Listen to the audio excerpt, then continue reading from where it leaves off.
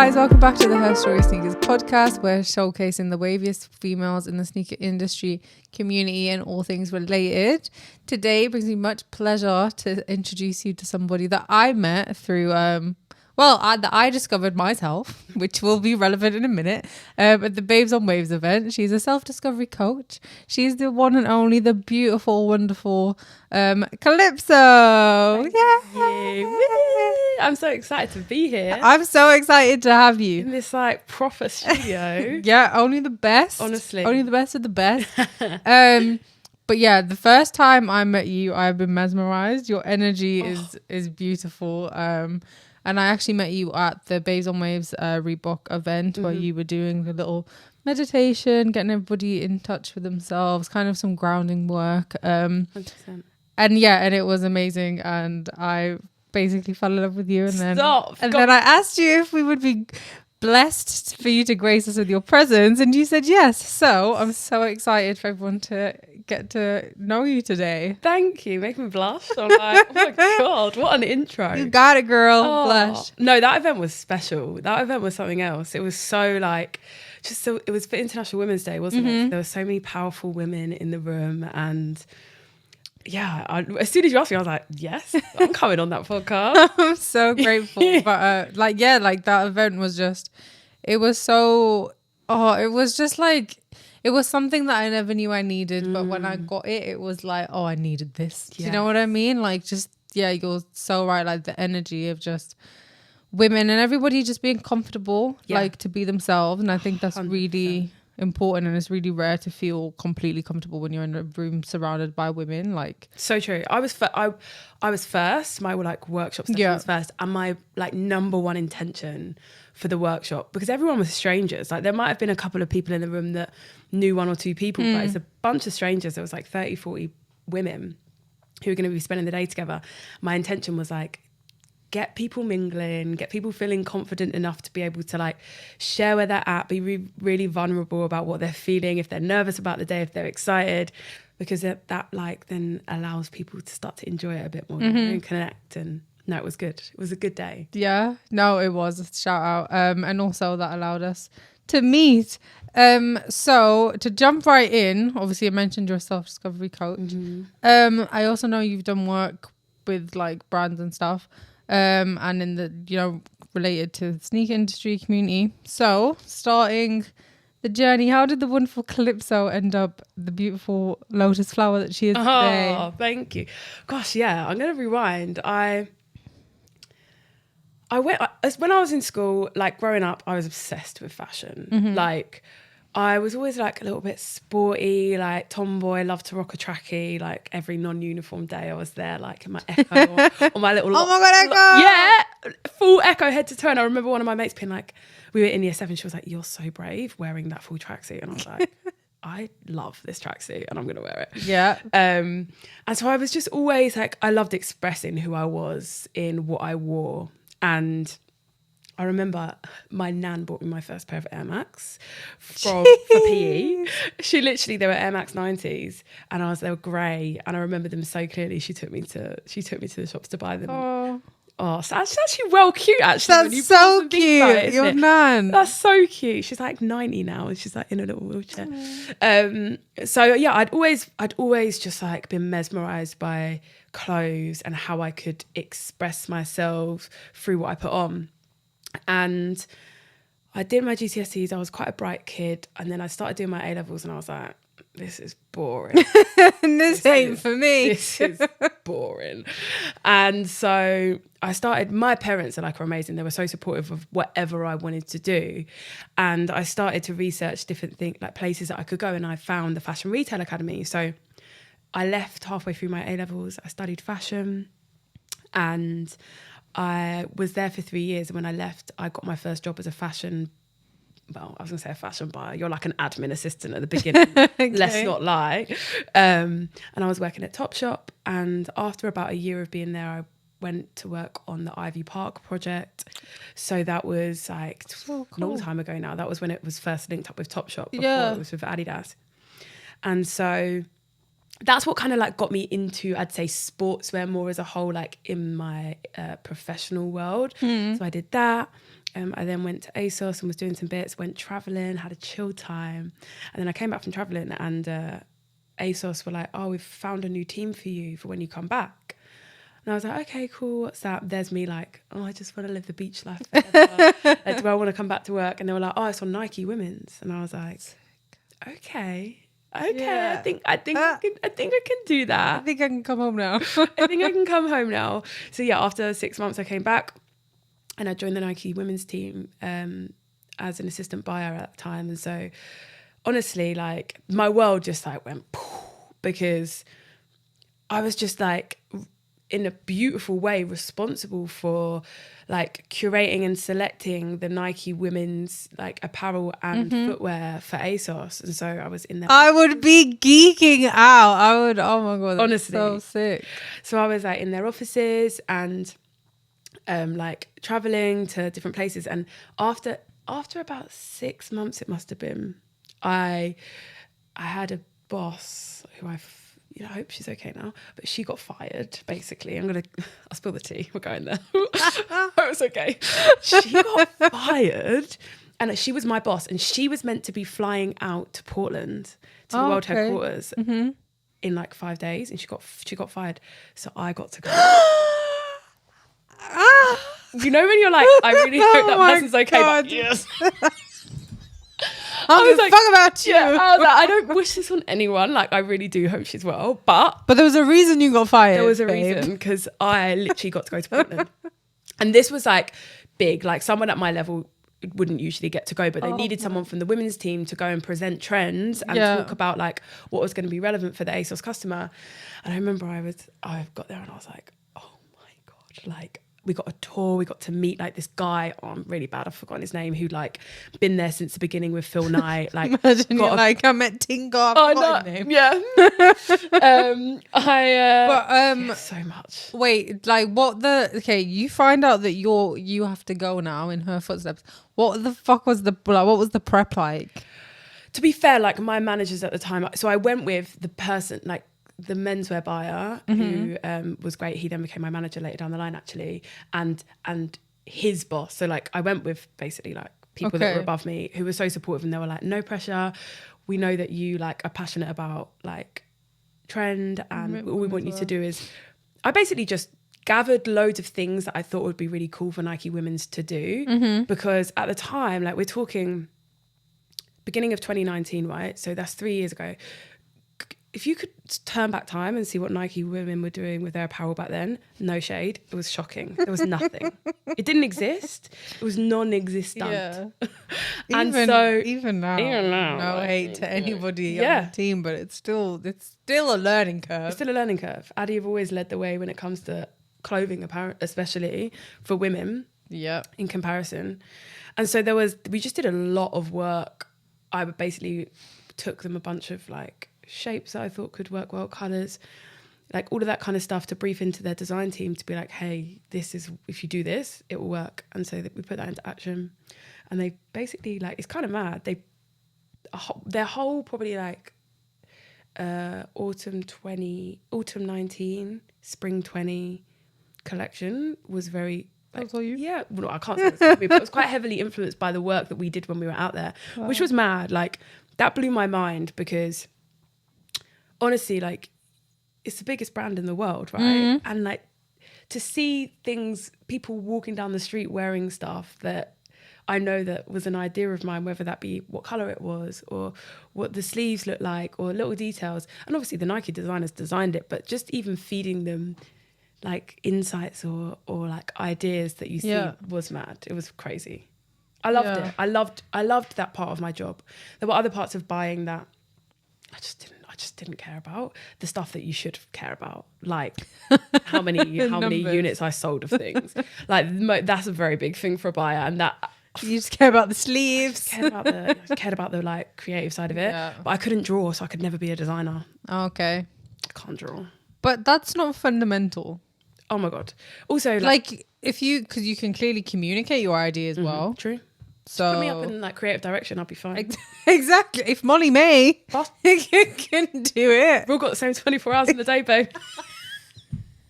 You just need to get up your fucking ass and work. Nobody wants to work these days. Nobody wants to work. But yeah, I think that like don't let your talent stop you. No, do you know what though? Obviously, I don't work in fashion well, not obviously. Well, yeah. So what? People don't know. But like, how can you go from doing that to being like, I know. It's a lot of people's I dreams. this ain't for me. You're like, Stopping out. why did he stop? Was that the creme de la creme? And you were like, I can't get better than I don't know. Like, I loved that side of it. I then went on to work within Asos. I went to work with like on a different department, which was more like performance wear, so like true active wear. Okay. So I worked quite heavily with Puma on their active wear across men's and women's. I brought Tala onto Asos. No way. Yeah. Oh, have you met Grace? I haven't met Grace. Oh. I've spoken to her, but I've not met her. Oh, I love her. I love her too. I think she's Grace, if you're listening. Yeah. I think she's Grace. She is Grace. I think she's great. Thank you. Grace, if you are listening. Yes. But, so that was cool. But I just began to fall out of love with it. With fashion? With fashion. Why? No, do you know what it was? I started to not give a flying F about like what was on trend, and I really just cared about like how I felt and how other people felt. Yeah, see, this is the problem with becoming enlightened. You realise that all the stuff that you have to care about to get by in life isn't actually important, and then you just become a social recluse. Literally. And don't want to work a corporate job. Legit. And just like focus on shit that doesn't matter. 100%.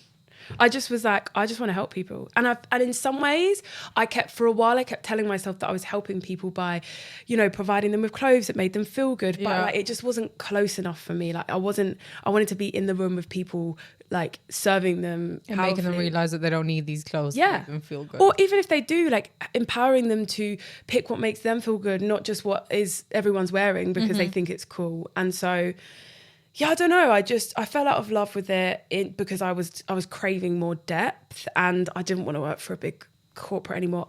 I still like have hopes and dreams of collaborating with Nike and lots of other things, right? But in that way, I wasn't being filled up. I actually left. I went to work for somebody else, a UK activewear brand. That is, I didn't have a great time there. Okay. I'm not gonna. People can find out probably if they hop to my LinkedIn. But yeah, I had a not very great time there. Gymshark? No. You can keep guessing. I'm not. I don't know. I will tell you. Babe? Sweaty Betty. Oh, okay. Which is not my. Do I look like a Sweaty Betty? I've never liked Sweaty Betty, just simply of the name. Yeah, I know. It's a dodgy name. I just had, I didn't have the best time there. I think probably internally it was just out of alignment from the beginning, and I wanted to be doing something bigger, but I didn't know what. At that time I was clueless. I was actually working on launching an activewear brand with a really good friend of mine. And we were like, yeah, we're going to do this thing. Like, ooh. Yeah, like literally I was like, I've got all the knowledge. Yeah. And I was just like, it's not fashion anymore. It's not fashion. What's not fashion? As in you wanted to be in fashion? I just didn't want to fashion wasn't for you. Fashion wasn't the thing for me anymore. Okay. And that was hard because like being in fashion had been my identity since I like literally had gone to fashion college like a whole 10 years before, 11 years before. Like that was who I was. And to let go of that, I was like, and I was I've always been, and I still am now, I guess. I mean, I don't have kids or anything like that, and potentially things would change, but I'm such a career gal. Okay, yeah. I'm really ambitious. Mm-hmm. I really want to like go far, go places. I'm ambitious. Yeah. To be a housewife. I love it. I did a workshop the other day and it was talking about finding your life purpose, and I was like, if finding your life purpose is just to like have babies, then that's cool. And like I had like my friends popping up being like, yeah, I think that's me. I was like, I know I want to be a mother one day, but that I feel like I'd want the you're like, no, we don't have to talk about the kids. I just want to be the housewife. No. I want to bake a cake. I want to be like a housewife and raise kids and stuff. But I would also want to be able to do my own thing, like, and be challenged mentally and stuff like that. I just don't want to have to work a 9 to 5. Yeah. Out my house for somebody else to 100%. get rich anymore. Like, no. Yeah, no, I realize now I work for myself now, and I do like freelance work for like, I do some social freelance work. Mm-hmm. Yeah, I don't know if I could do it again, be told what to do. It's crazy. Sometimes it's good, like, if you need the discipline. Yeah. Like, I wholeheartedly believe that there are different paths for different people. And that's what I think is the great thing about our day and age, is that people that want to do the corporate life can do it. People that want to do just an average 9 to 5 retail, whatever, they can do it. People that want to be freelancers and work for themselves, they can do it, because each one comes with their own pros and cons. Exactly. And there's so many different types of people with different sleeping patterns, different working patterns. Like, not everything is good for everyone. And we need all of them to exist in order for the world to actually go around. Because if everybody decided, I'm not doing a 9 to 5, I'm working for myself, which is what social media promotes, who is going to drive these tubes? Who is going to drive the buses? Who is going to be in offices? Like, the world will collapse. It will. That will never happen anyway. People want security. They want all kinds of things. Like, I am half the time I'm that girl that will be like, leave your job. Because I've realised. Well, you walked away from your A-levels, 2 walked away from the fashion industry. So whether you have a habit of giving things up, I don't know. Maybe we can. We just went there. But yeah, no, you're right. You're right. Maybe that's it. I just delve into that. You have commitment issues. I got commitment issues. Yes, maybe I just got commitment issues. Exactly. No, what I was going to say is I think most people actually. Not everyone wants to leave a 9 to 5, right? She's the bad mind friend that quits her job and then is like, babe, just quit your job. Dump him. Dump your boyfriend. Let's go around the world. Dump him. Quit your job, man. Let's go. We're flying out. Also, honestly, no, to be fair, I made a TikTok on this yesterday. Here's me. TikTok stan. Love it. I love that for the past 3 episodes, I've referenced TikTok. I'm now a huge fan of TikTok. I'm obsessed. It's very funny. It's like my TikTok... It's really funny. No, it's so funny. No, my TikTok's bigger than my Instagram. I've had my Instagram for my business for like a year. I've had my TikTok for like 4 months. Oh, wow. Yeah, people can really like excel on that. I just enjoy it. What I was talking about there was that most people, the reason they don't make moves, whether that is to like ask for the promotion or like move to another company or leave their 9 to 5, whatever, is because they're trying to like be ready for it and be prepared for it and be organized for it and work harder for it, but really they just need to trust. Yeah. Like if you just trust that it's going to work out and you make a move, like it's going to work out, because when you make a big, bold move, like you then act in accordance with the decision that you've made. And like example, I quit my job before I knew what I was going to do. And really maybe I could have like worked harder to make more money or have those contacts before, but like I then wouldn't have been forced to like launch my Instagram and tell people what I was doing, and so then I wouldn't have got my first client so quick. All of those things, like when you trust that it's going to work, you do the thing and that changes your behavior forever. And I feel like that is, it doesn't necessarily mean leaving your 9 to 5. It might be like booking flights to go on a round the world tour. It might be whatever. You don't need to have every single step laid out. You don't need to know how you're going to get there. You just need to make that first move. Yeah, I guess it's just the lesson of you're always ready. Like you don't have to get ready. It's true. I love that. I love that. But yeah, extremely brave. So how did you then figure out what you wanted to do after you kind of turned your back on the fashion industry? I should say I left the industry because I was burnt out. Okay. Like, I was mentally not very well. I was really, really stressed, and just like I'd lost sense of who I was and what I was doing. I'm usually like a pretty motivated person, creative, all of those things, and I just couldn't do anything. And it was more actually my friends and my family that were like, you're not okay, like something's got to change. I was like telling myself like, no, like it'll be better when. Okay, this happens, or when this happens, like it's just busy now. Like Do you think, for how long do you think you were burnt out for before you actually decided to quit? Because personally, when I feel like that I've gone through burnout, the funny thing with burnout is you'll never know if it actually is burnout or not, because there's no way to really figure that out. But I feel like the point that I was at when I then decided to take a bit of a break and I was like, yeah, no, I'm burnt out. I feel like I was probably burnt out for maybe a month and a bit prior to that, which I was just pushing through, and I just thought, oh, I'm a bit tired, but it's all right. I got this. This is just normal. So for yourself, like, how long do you think the period was between you realizing you're burnt out and actually acting upon it to you actually thinking that it started? I reckon it was similar for me, like around a month and a half that I was probably truly burnt out. I think it really started like when I changed jobs, and that I kind of started there in the September. The December came, so that's 3 months later, and I had like a couple days off for Christmas, and like on the like second or third day that I had off, my girlfriend was like, oh my God, you're back to yourself a little bit more. And I hadn't even realized I was so far away from myself. And then I got signed off work by the doctor with stress and anxiety the second week of January. And I think December, really, that middle of December to middle of January was probably like I was peak burnt out. It was December 2020, sorry. That was not just like, it was that awful Christmas when you couldn't see your family. Yeah. I was managing my team. There was pregnant people, and there was this whole situation. There were so many layers to why I burnt out. But really, I believe the core of it was because I didn't want to do that. You know, you can be burnt out doing something you love, and there's a different energy to being burnt out doing something that really isn't in alignment with your soul, right? Yeah.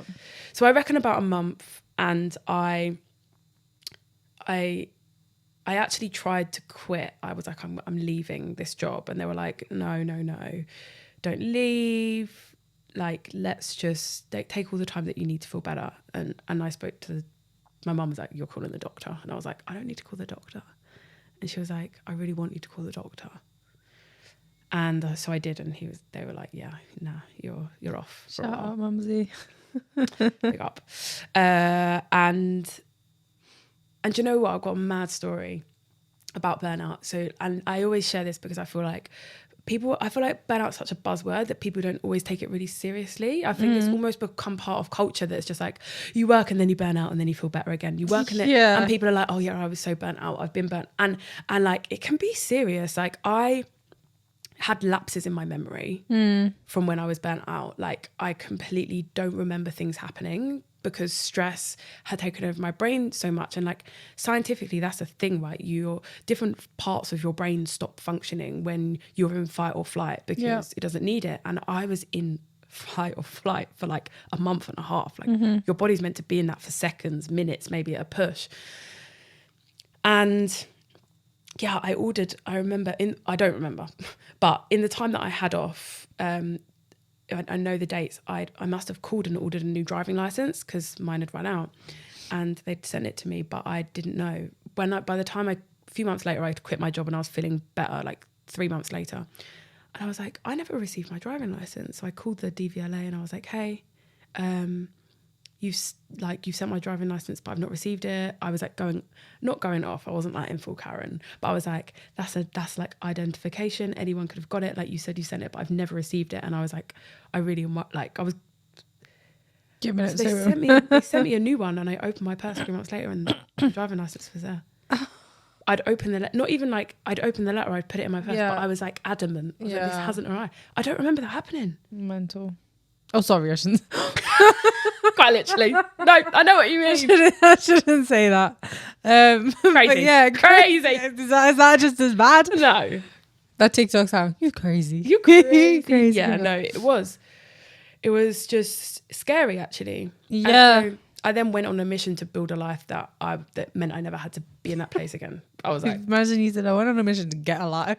To get a life, full stop. Yeah, to build a life that you was actually mentally prepared to to go through. I think that's so true in what you said, and the people think that it's like burnout is just part of the cycle. Like, no, it's you're not supposed to reach that stage. No. Like, we're literally not supposed to reach burnout. Like, it's not normal. No.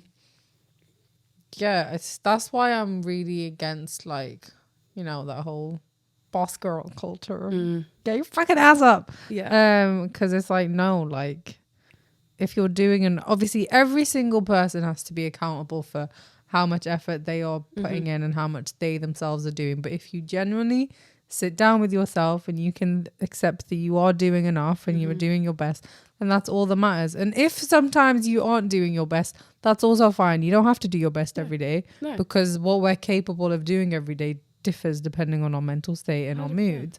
So it's like, yeah, I'm just a bit over it.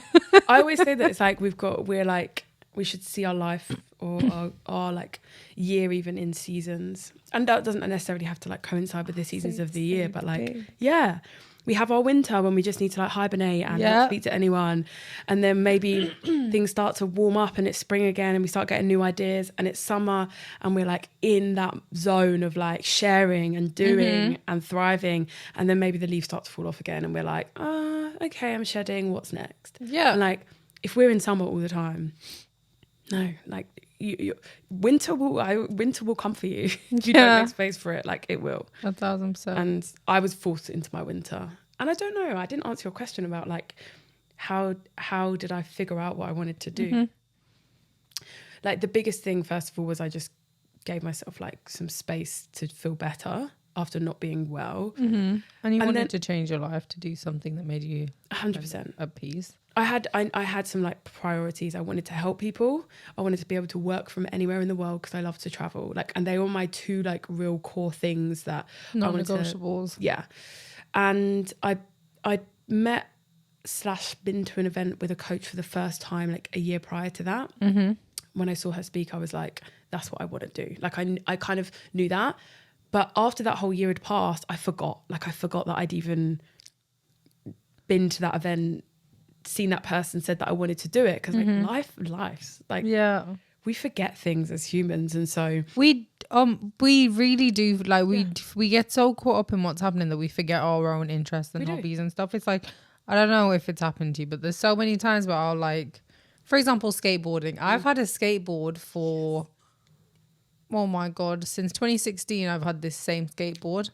My brother bought it for me once because just as a reward for something. And every single year I tell myself in the summer I'm going to learn how to skateboard, and sometimes I'll do it and I'll do it for a bit, and then something will just come up and then I'll like forget. Then the next year the same thing, and then like 2 years and I'm like, oh my god, I've still got this skateboard. And it's like it's so strange just how easily we forget our own interests and like hobbies and things that we actually are passionate about when we have to put like work and other priorities at the forefront of our minds. Like, and that's the part of us that makes us. Like, yeah, cool, the part of me that I'm giving to work or podcast or videos, whatever, that's obviously part of me as well. But I'm only doing that for a certain reason. It's not your entirety. No, it's true. I'm the same. I also am like skateboard on and off, and I literally resonate with that story. So, but honestly, and I literally say this quote. If any of my friends are listening to this, they're going to be like, "There she goes," and then quote again. But if any of your friends are listening to this, you're very lucky that you're her friend. Hi, friend. Is that as humans we are a species with amnesia, because we just forget. And one of the big things that I did actually, and this was before I quit my job, and after, to figure out what I wanted to do, was journal. Like, I talk about it all the time, but free write, journal. I think at the event that we did, I gave people some space to answer some questions and just feel through what was on their mind. Like, we forget, and if we keep everything up here, we're never going to cling on to anything. But if we can clear our mind out onto paper, we can start to connect the dots to be like, oh, yesterday I thought that, and today I thought that, and tomorrow, like, and you start to be like, okay, you get more confidence in what you're feeling. You get to play around with some ideas and be like, what if this? What might that look like? How does that make me feel? So I journaled the hell out of life. Like, every day I journaled, and I prioritize like getting outside in nature. Like, I'm such a hippie. I love tree hugging. Like, here's me, like, but I realized like I've just been inside with my head down in a laptop and I hadn't breathed. Yeah. I just like went outside to breathe and like have fun. I did a lot of skating actually, and just like allowed myself to like reconnect with my inner child, I guess, and just be like, what does she want to do? What makes her excited? What makes her happy? And I hired help. I got coaches. I did therapy. Because also you don't have to do it on your own. Like, it's a lot. It can be a lot to feel like you've got to make big decisions for your life on your own and like to achieve things on your own. And I was like, as a self-confessed control freak, eldest of 4, like second mum, annoying sister, I had to be like, I can't do this on my own. That was hard, but I was like, I need some help. Yeah, I was going to say, because as much as, yes, I agree, we can't do it all alone. As one of my great friends always told me, no man is an island.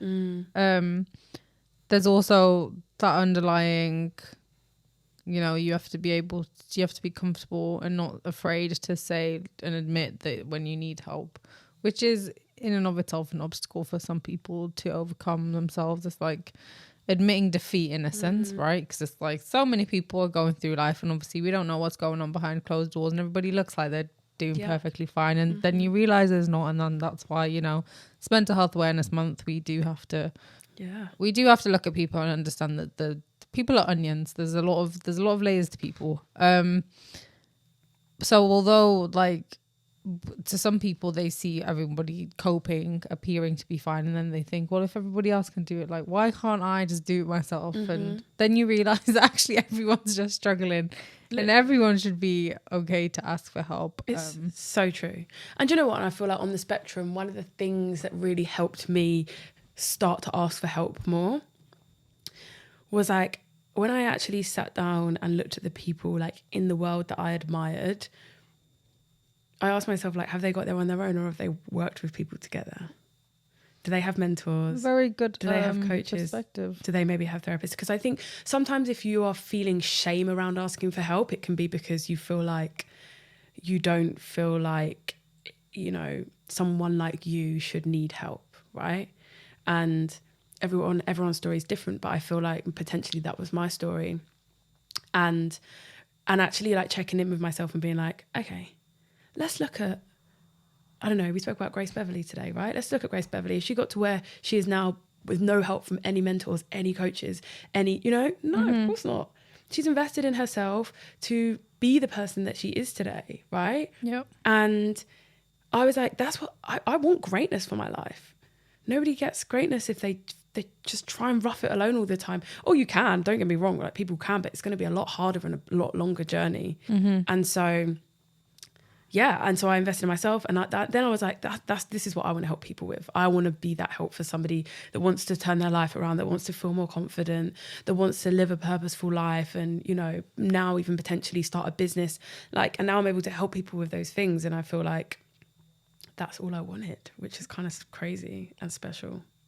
Very special. But also I think that anyone that listens to you, they can just understand, like it makes sense, like you do express this very calming and healing just energy, which I think is very important in somebody that obviously wants your purpose. It exists outside of yourself. It's like your purpose now comes from helping other people find their own. Exactly. And not everybody can do that, because a lot of people try and be a motivating person or that person for somebody, and sometimes if it's for selfish gain, like there's a lot of money in healing and all of that whole industry. There's a lot of money to be made, so with that comes people doing it with false intentions. But yeah, within your, like anybody that is lucky enough to have you help them on their journey, I think they can feel that it comes from pure intent. Thank you. You're very welcome. It's wild. It's like there's so one of the big reasons, one of the big motivators for me like starting this business also was because when I was looking for that like coach myself, I couldn't find anyone that like had my story, looked like me, lived like me, identified like I did. And like as a Black queer woman, I was like, that like I need my voice to be heard. Like I actually feel like a duty now to represent my community in this space, you know, like absolutely no shade, but there's a lot of like white, blonde, girly coaches that are doing such great work, but that I was just like, it's just not, the dots aren't, I'm not feeling it. Like I'm not feeling inspired. You can't connect. Exactly. In the same way, there's a lot of men in the industry and like whatever, what even is gender, do you know what I mean? Like doesn't exist, right? But just in the realm of what I was wanting to do, I couldn't connect with anyone truly. And I was like, who's to say that like, you know, Black, queer, trans, non-binary humans don't want to like make big moves in their life and want to work with a coach that wants to do the same and is doing the same. And so I was like, nah, this is a joke. I've got to do it. Yeah, and obviously if you have felt like that, then there must have been other people to have felt like that. Yeah. Okay, so that's how you discovered what you wanted to do. So then how was starting in that field? Like what was that journey like? Do you know what? Like I've just loved it. Like I've loved every step of it. Yeah. Like this, I've had some time more recently, and I'll share in a minute, like where it's been tougher. But to start with, like I was working with a social media like strategist, Daisy the Selford, definitely shout out if anyone needs any help with their social media. She was your gal to help me figure out like, because all of a sudden like I was my business and I had to sell myself. Like this is me and this is what I do and this is how I can help you. Yeah. I'd only used my Instagram to like take drunk pictures on my snap them with my friends, maybe a couple like outfit snaps, and all of a sudden I had this new page that was about my business. So I did a lot of learning around that, and really it was just like being bold and being like, okay, I'm just going to tell you that I can help you because I think I can. I got qualified. Sorry, I skipped that. I got qualified before. Sorry. I got my qualification and then I started doing that. But even that, like that was scary. Putting yourself out there for the first time. I launched my Instagram page pretty much a year ago today. I know. Happy anniversary. Whilst I was still getting qualified. My official like business birthday is in July because that's when I like launched my first product and was like, you can buy something from me. But yeah, like I just started putting the feelers out. I took pressure off myself to need it to be anything, but also like really took advice from people that I admired that were already doing it, and I'm really like just focused on building relationships with people because like people like they just want to be seen, they want to be heard. And so just really connecting with people, getting to some events and like mingling, chatting to people in the DMs, like not shying away from if someone was entering my space, like introducing myself and being like, welcome. Because you know, if you're like looking to like, you're interested in something, like imagine one of the beauties of having a small audience is that you can connect with people, right? When things get bigger, it gets more overwhelming. So I really prioritized that. And yeah, it literally has been like a whirlwind of beauty. And that's good. Yeah. That's good to hear.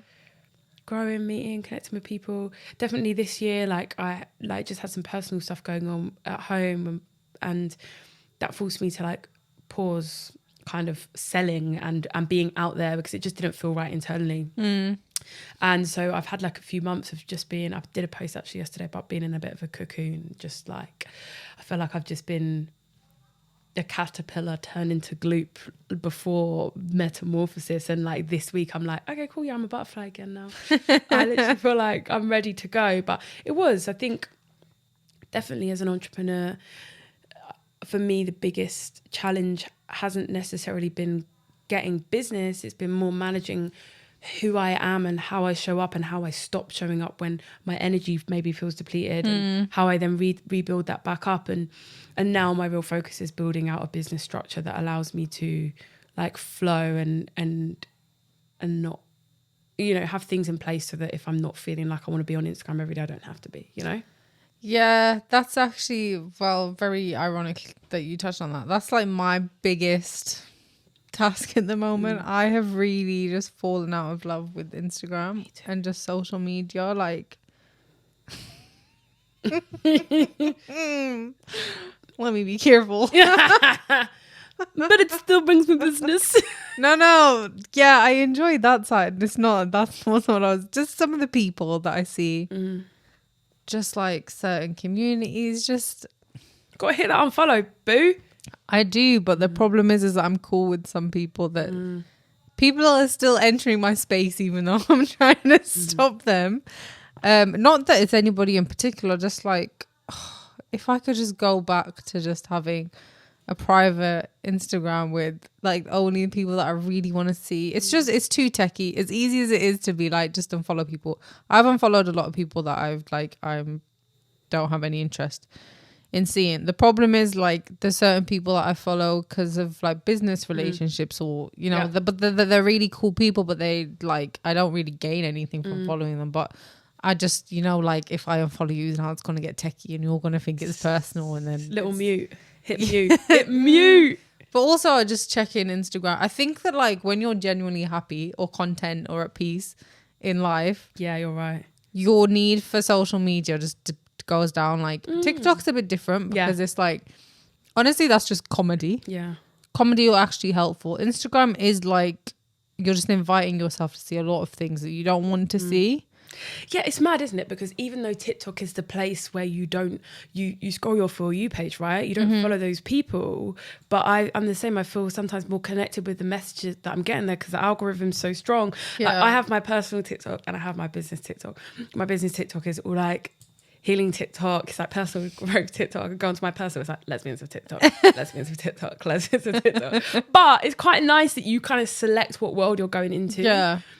And I agree. Like, I definitely have had the past like 4 months. I've been like, Instagram. Like, literally, it felt like an eye roll every time I open the app. You know. And yesterday I was like, okay. I went to a workshop earlier this week. Again, actually, I mentioned Daisy earlier. It was hers. It was all about like connecting with your creativity to like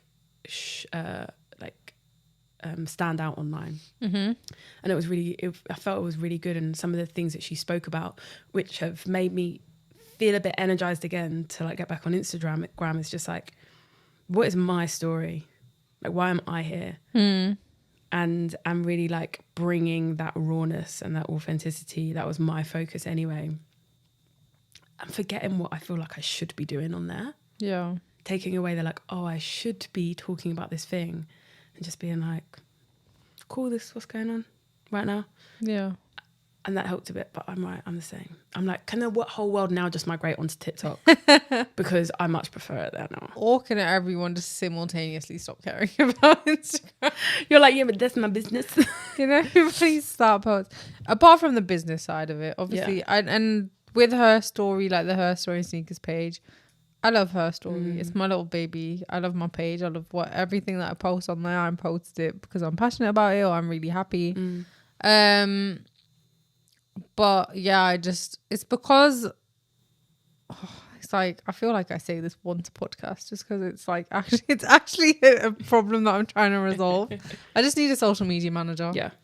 I'm very happy with doing all the content, all the creative side of it. I just need someone to run the Instagram because you have to be interactive. 100%. You have to be sociable to be on social media. You do. I'm the same. One of my TikTok videos went like semi-viral the other week, and not that viral, it was like 40,000 views. But whoa, that's a lot. But from it, I like, my call to action typically in the one video that goes viral was, drop me a comment below for my support. So I had like 150 people being like, hey, can I have your support? And I don't know about if anyone's explored TikTok DMs, but that's the one thing they need to work on because it's clunky. Can't message someone unless you follow them and they follow you. No voice notes. So I was directing people over to my Instagram. Then I had like a lot, like 50 DMs to get back to. And same thing, I was like, it's a lot. Like, and I want to help these people, but it feels, I was like, I could definitely do with someone's support in replying to these things.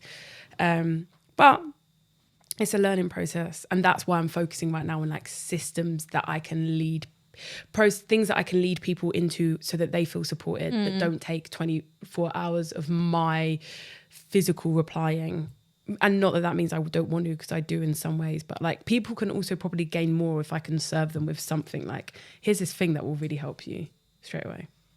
Yeah, I guess that's also the interesting part of it, right? Is figuring out what is going to serve somebody. Exactly. Because, I don't know, just take, for example, fitness. Fitness. Which, by the way, I've been going to the gym for like 3 weeks. Yes. I've been on TikTok looking at workout videos. Fit Talk. Oh my God, I was going to say that. I didn't think you'd get it. Yes. I also, on one of my other accounts, because I have a few different accounts, I'm on Fit Talk. So I've been looking at like 3 gym videos, and now that's all that's recommended to me on the homepage, but whatever. But yeah, so I guess it's like those people, because everybody knows that is, again, mentioning Grace Beverly, everybody knows that is a very, like, just the followers and the popularity that they amass is just crazy. But it's like I guess what they're being served with, that community, is like, you know, a demonstration in a video. So you don't necessarily they don't have to necessarily respond to every single person. True. So they can target like 50,000 people with just one minute video. Whereas your niche is kind of like, well, I guess it's, some people do just need generic advice. But then obviously some people are going to need more supportive, more direct, more specific 100% support, like advice and direction. I guess that's like... That's my coaching, I guess. Yeah, that's what you have to figure out. How can I... Yeah. Well, that's the thing. At the time I was kind of leading everyone to me that might want my support for one-to-one coaching. 150 people, it's a lot of people. Not that every coach the coach. I've got a coach. I do have a coach.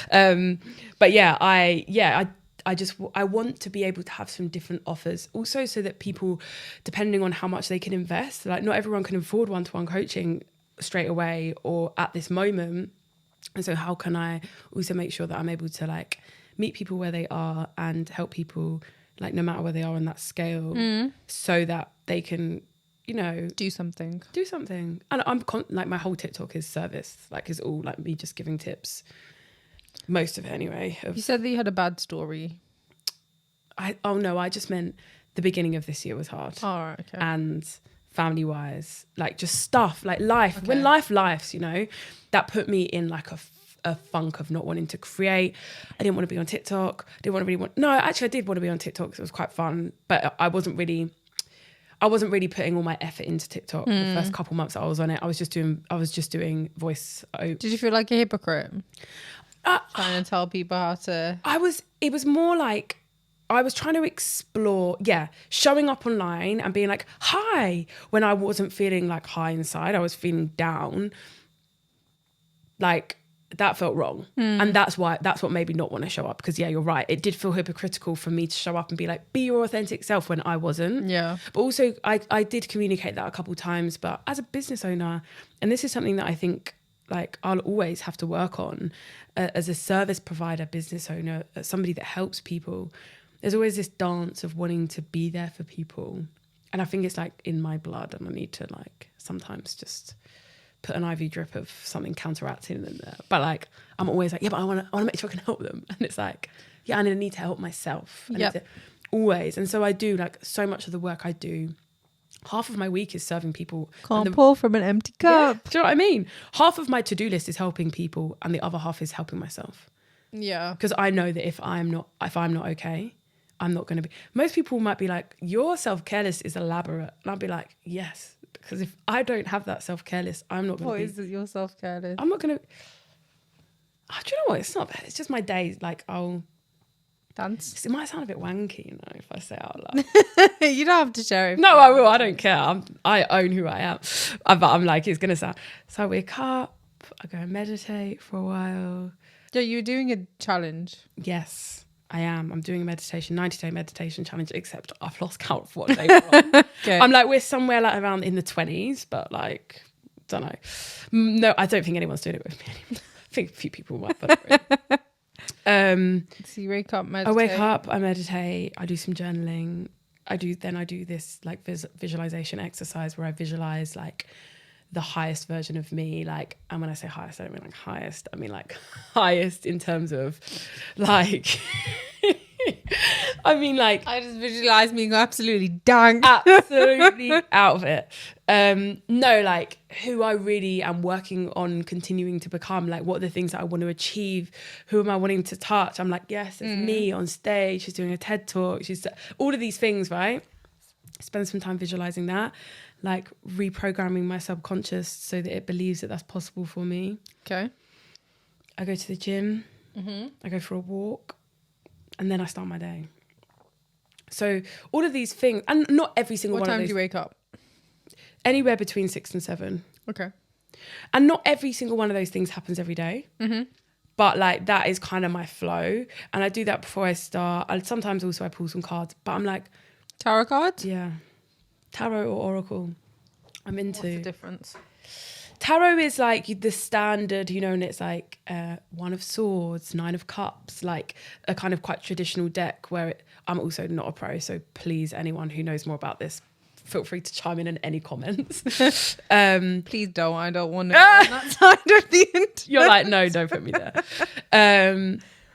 Yeah, like basically just it kind of is sharing a little bit more specifically about what that thing is. Oracle can be a little bit more general. Okay. So like people can make their own oracle decks. You could make like a sneaker oracle deck and every time you pull a Nike Air Max 1, it means this about your day. Or like if you people can kind of create their own versions, and then it's kind of like up to the universe which one you pull and turn. Okay. So I have some oracle decks that are kind of a little bit, they're not as cool as being, I should patent that idea right now. Anyone's listening, don't even think about it. I'm not putting this into the episode. But yeah, like I prioritize looking after myself because I know that I'm a better person when I do. You know what? That's a big statement, 1,000%. Because same, I'm way more angry. Like I have a short fuse anyway. Not a lot of people have, other than like my family and people in my life, not a lot of people have seen a certain side to me because I've worked very hard on myself. That's not how the person that I walk around being anymore. You know, I think I mentioned it. I don't think it was this episode. I think it was the last episode, but we actually spoke about journaling in the last episode, which has that you met. Just in terms of like, just using it and using blogging to like get thoughts out my head onto a page, whatever.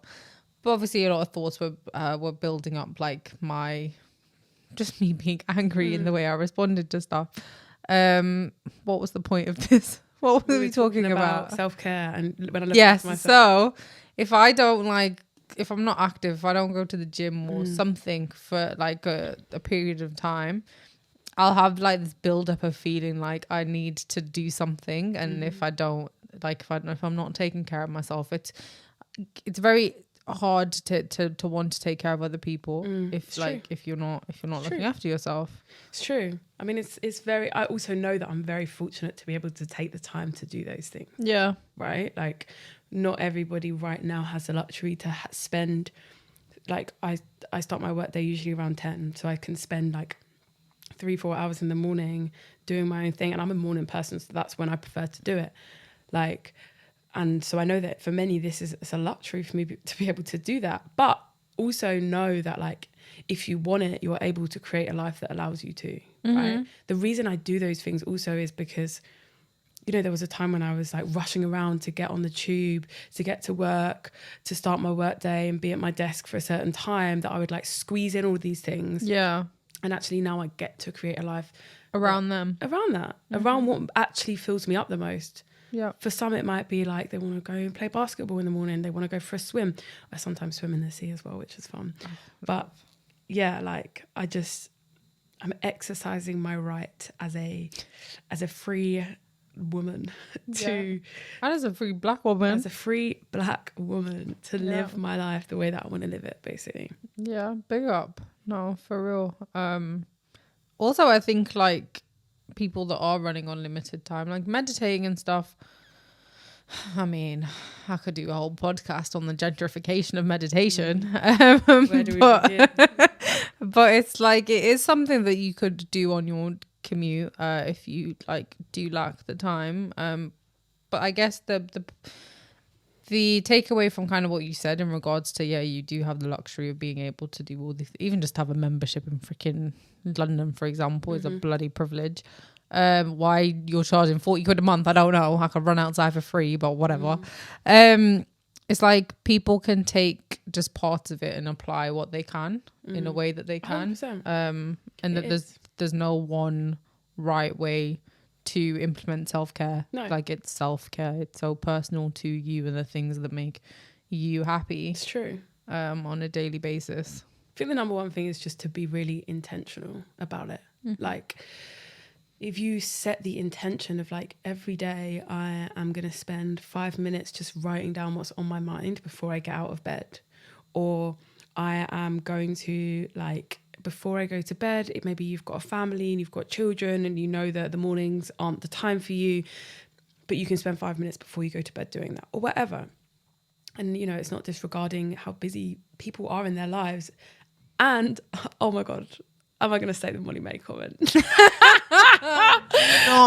I am not. But we've got to say 24. No, but you do. There is a level of, I truly believe this. There's a level of ownership that we all have to take over the way that we choose to spend our time. Yeah. Like, we do have to be really honest with ourselves about where we're pouring our energy and where we're not. And I think quite often, like, we can blame external situations and circumstances. And like, an analogy that I always use when my clients start working with me is that you can either decide to be the driver of the bus, and you can be the one that decides what direction you take, what left, what right, you know, if you are going to have the windows down or what songs you're putting on the radio, or you can decide to be a passenger. But when you're a passenger, you don't get to complain that, like, you don't like the songs on the radio and that you don't want the windows down because it's messing up your hair, right? Like, you have the choice. You can drive or you can be the passenger. And it doesn't mean that it will be easy to be in that seat all the time, but we can't get stuck in a rut of saying that we can't, or that we're not, or that it's not possible, because we've got to drive the bus. Yeah.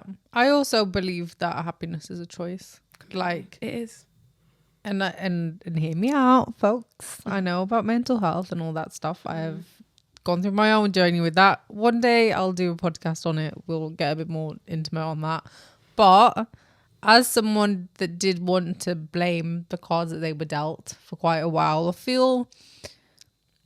I don't believe that life owes me anything. I'm a religious person, so I think that, you know, God doesn't owe me anything, whatever. But there was, comparison is the root of, like, all evil in my head. So you do just unintentionally, subconsciously, whatever, compare yourself with other people, or start to feel like a victim. There's certain times, and I was doing that for so long that it was like, then I just thought that this was my life. Like, this was how I was meant to feel and whatever. True. Until I started waking up in the morning. I must have watched something or listened to something. I'm not too sure what flipped the switch for me. I can't pinpoint it to an exact moment. But I remember just thinking, no, look, like, being happy is a choice. Like, I can wake up and I can look at all this stuff and I can decide to be sad and wallow in it, in my own self-pity, or I could just be like, you know what, I'm going to be happy regardless of everything else that's going on. And it was like when I started to do that I actually then started to have the energy to start looking after myself again. It's true. And like not neglect myself. Yeah, I hear you. And I guess a part of it comes from feeling like you deserve that. Honestly. And it's like, you don't. Everybody deserves happiness. That's like one of the big reasons that my focus when I help people is on finding their sense of purpose. Because, you know, when you feel like you're here for a reason, it can turn your whole life around. You can be, you know, I've had people I'm close to that have been in really dark places, but when they realize that someone believes in them and that they get to do something that they enjoy and that could become their life, like, it can flip a switch. It really can. And like, of course, like, let's not scoot around the fact that people have privileges and it's easier for some people to get to places. It's easier for some people to drive a bus than it is for others, right? Some people have, they're like Crash Bandicoot driving over those boost things, making them get further quicker, and they've got an automatic, and, you know, it's like basically a Maybach. It's not a bus. But it's still a choice, and it doesn't mean that your choice will necessarily be as easy as others. But like, I definitely am such an advocate for finding a community of people around you, or a person even, that will celebrate the potential in you. and that will help you see that, because Yeah. sometimes we can't see it ourselves, and our family members can tell us again and again how amazing we are, and we can go in one ear and out the other. So how can you seek people around you that are going to help you see that potential for the things that you truly want to do and that you dream of doing? And that might be completely different from the people that are around you right now and the life that you're living, which can feel scary to change that whole environment. And it's not always easy, but look for mentors, look for like role models for people that have done it, because they are evidence that you can too. That's the one way I always feel. Like comparison, definitely agree, thief of joy. But I think there is also something beautiful about when you find somebody that can prove to you that something can be done. Yeah. 1,000%. Like lessons. Yeah. You can find lessons. It's a fine line, isn't it, of walking? I think that, the problem comes is when you try and put yourself in someone else's shoes, I guess. Every path is beautiful. Every path is unique. But you just have to be confident in your own. And on what you were just saying in terms of, the people that you might want to be surrounded by might not be the people that you are currently surrounded by. Again, coming back to the whole nature thing and seasons, it's like, for a long time, it was only one day that I realized that, like, the way that, like, trees will grow these leaves and they will nurture them and they will feed them and give them the nutrients, and then they will be protected by them for this whole season, and then they just start shedding. And then they've lost their leaves. It was like, I don't know what happened this day or what I was going through in my room. But it's like, I had this thought and I was like, if a tree can be okay with, these fallen leaves, these that they have nurtured, and it's like us like developing relationships and losing people around us. It's like, it's to create space for new and for better and for regeneration. And that's also kind of comes on to why my shoe was named Reborn. A lot of people know that came from nature and stuff. And it's like, life is just a constant cycle of us going through our own seasons, and so true, just becoming better versions of ourselves. Like, and unfortunately you have to realize that if you want change, then you have to change something. If it's not yourself, then the people around you, like, something has to give. Nothing changes until something changes. Yeah, literally. And it's so true. Like, the nature thing, like, I love that that's your, like, analogy for it too. Because for me, it's like nature it doesn't question, like a little bunny rabbit out in the wild doesn't question whether it should be like heading out to get its food to bring it. Like, it just does. It rolls. Like, it's cyclical. Like, the squirrel goes and gets the acorn, takes it back to its nest, gives it, like, there is just this flow. It knows how to roll. Yeah. Bear goes into hibernation every winter. It knows it needs to look after itself at that time. And then it goes and seeks, like, but we, with our complex human brains, find ways to just doubt and question. And, like, by no fault of our own, right? We're all conditioned. We've all got our own stuff that we've walked through. Like, we see the world through the lens of what we've lived so far, right? We can't always. Yeah, but the problem is that now we're seeing life through the lens of 1,000,001 other people that we are conditioned to see it either via reality TV or the news or social media. Like, and I think that is a developing issue. Yeah, I agree. I think the more we can be self-aware and know that, like, we are seeing situations based on what's happened to us in our lives, like, the more we can move past the feelings of being attached to pain and like tough moments and comparison. Because, like, once we realize, like, we're sitting in this room right now and you'll be feeling completely different about this room than I do, right? Say someone who has been a multi-billionaire might walk into this room and be like, oh my God, it's so small. Someone who's grown up in homeless shelters might walk up into this room and be like, oh my God, it's so luxury. It's the same room, right? We all see it differently. And that is the same about every situation. Yep. You might look at a post on Instagram and be like, oh my God, like, yes to you, big up to you. And I might be triggered to hell because, so it's like, the more we can recognize, how am I seeing this? Why am I feeling this? How can I move past it if it doesn't feel good? How can I stay in it if it does feel good? Yeah. No. Life lessons. Very wise word.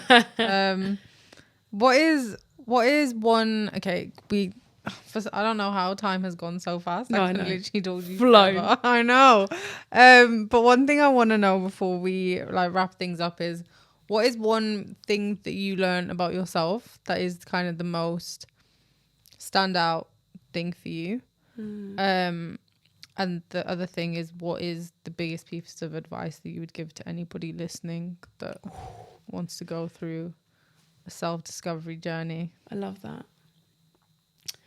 The biggest thing I've learned about myself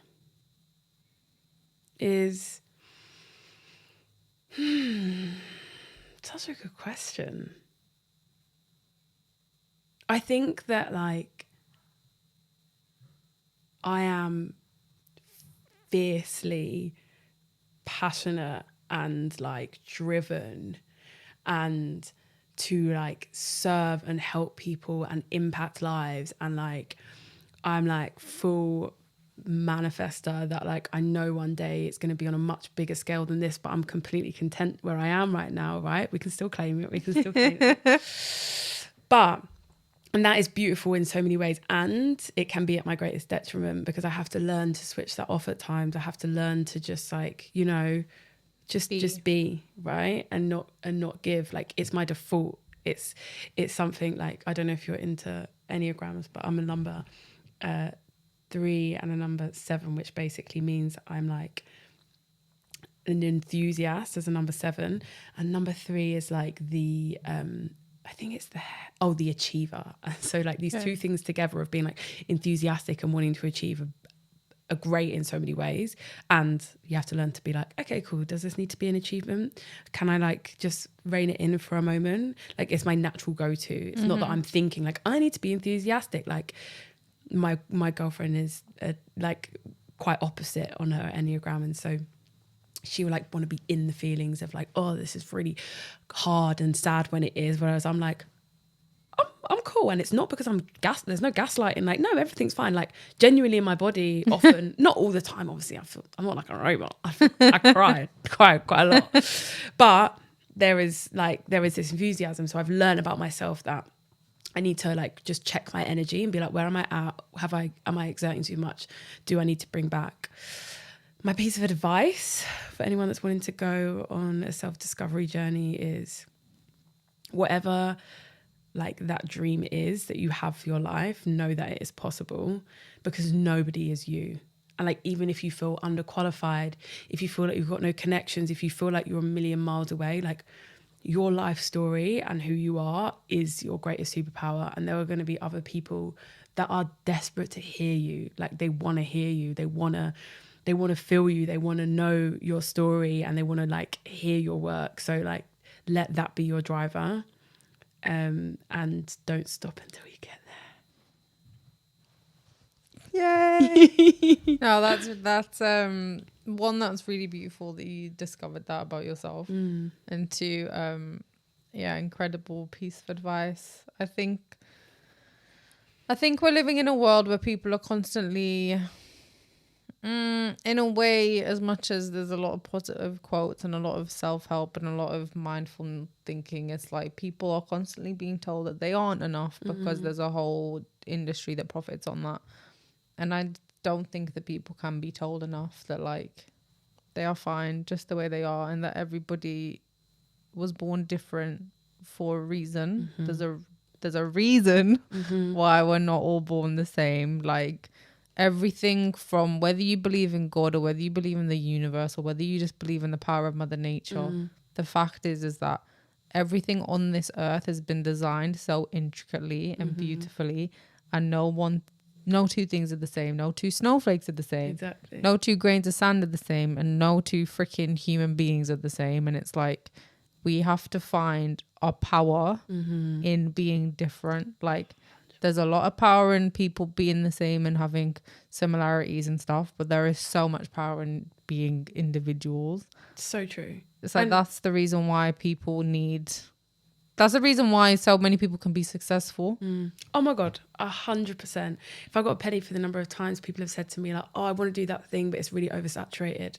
No, like you're also like your struggle is your superpower. Yeah. Usually the one thing that you are most you struggle with the most, that is your biggest, you know, amount of the amount of pain that you've walked through, like that is the thing that you need to share. That is the thing that you are going to help people with one day. You know, bringing that into whatever work you're doing is what will touch people's hearts. Like, and it's hard to be raw. It's hard to be transparent about the things that you struggle with the most. Like, boy, do you know what I mean? Where nobody pops on their Instagram stories like, hey, I really, really struggle with like diarrhea. Yeah. I love that. I really struggle with diarrhea. Anyone else? You too? Please raise your hand. Oh, who's had diarrhea today? But no, it is like just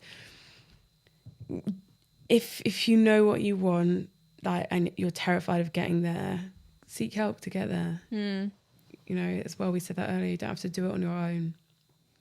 Yeah. The big boys didn't do it on their own. They didn't, and there was no shame in needing a helping hand. Exactly. Like, literally everybody needs assistance now and then. They do.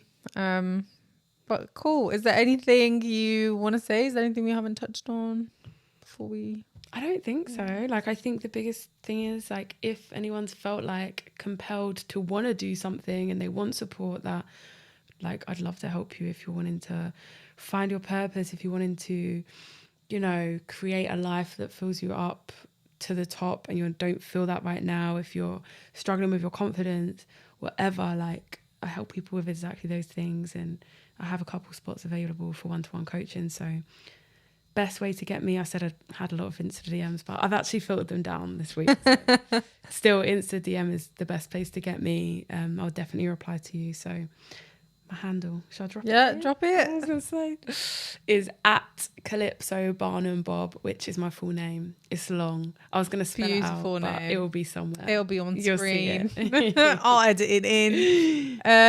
Amazing. Well, thank you so much. Beautiful chat. We also need to catch up again sometime soon, because I could keep talking for like another 5 hours. So could I. It's literally like therapy. But yeah, sweetest soul. I'm so glad to have met you and also been able to have this chat on camera. Thank you for holding this space. Like, it's been so powerful to talk about. You know, there are things that you want to talk about all the time, but you just don't. So you're doing big things by like having these conversations. Thank you. And thank you very much for participating. Obviously, there's only so much conversation that can be had if other people aren't willing to kind of come up and step up and speak about what they've gone through. So yeah, I truly appreciate it. I hope you guys all enjoyed. Be sure to check her out. Her Instagram handle will be linked below as well, and it also was on screen. So yeah, shout out Calypso. This has been Her Story in Sneakers with myself, skg.jpeg. If you're an audio listener, please feel free to follow the podcast on all streaming services. If you're a visual listener, please like, comment, share, subscribe, and I shall catch you in the next episode. Bye guys. Bye.